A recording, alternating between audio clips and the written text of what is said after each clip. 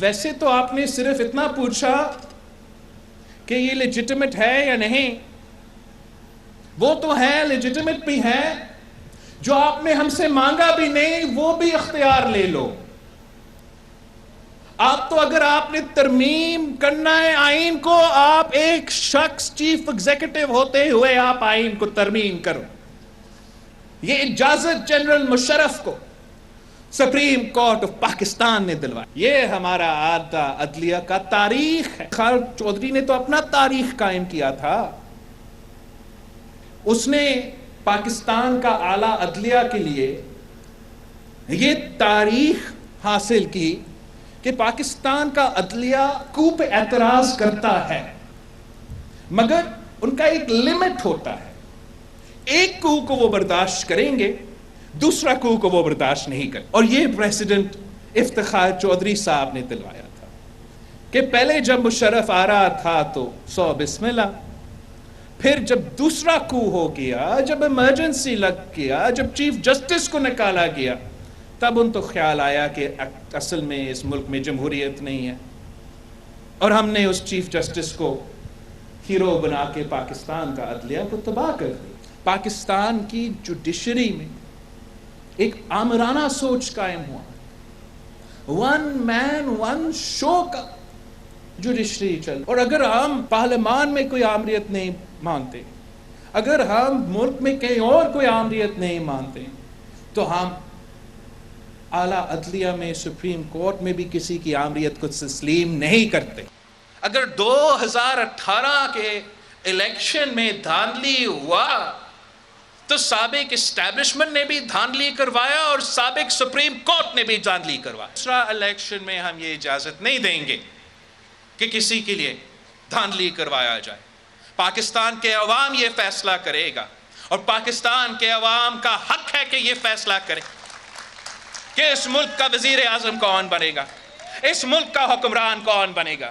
یہ کسی جج کا کام ہی نہیں ہے کہ وہ فیصلہ کرے. آج ان کو خیال آیا کہ فلور کراسنگ برا ہے، فلور کراسنگ غیر آئینی ہے. پنجاب کا سوال آتا ہے، اب یہ تو تخت لاہور کا سوال ہے، یہاں تو کوئی الگ قانون چلے گا.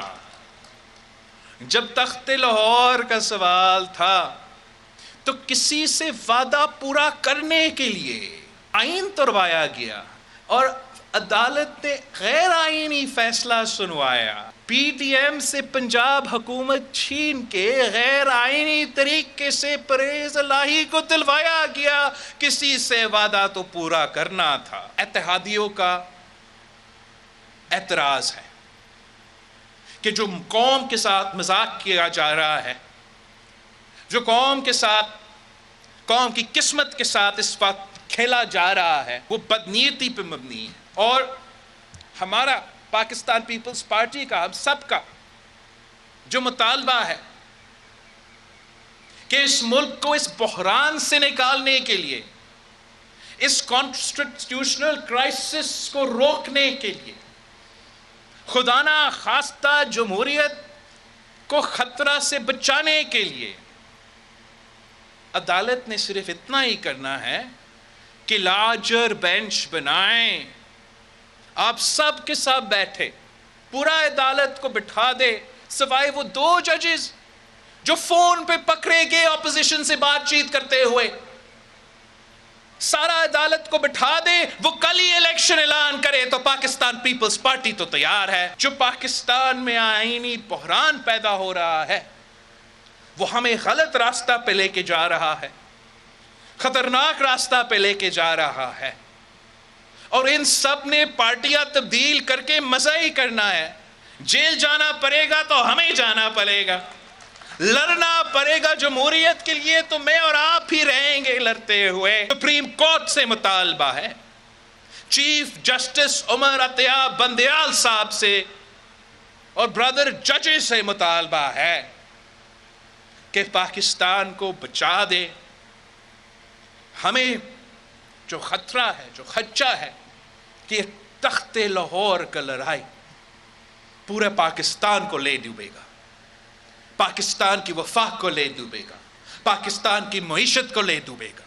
اس وقت جو پاکستان کے مسائل کا سامنا ہے،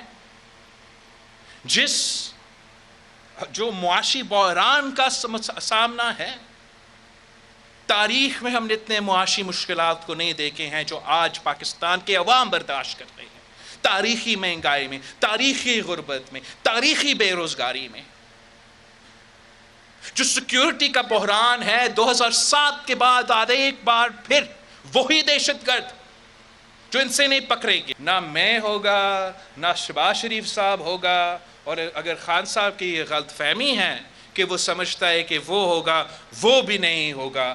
ایک اور خطرناک ایکسپیریمنٹ ہوگا جس کی قیمت پاکستان کے عوام بھگتیں گے، جس کا بوجھ پاکستان کا نیا نسل اپنے کندھے میں اٹھائیں گے۔ اس کرائسس کو اوائڈ کرنا چاہتے ہیں۔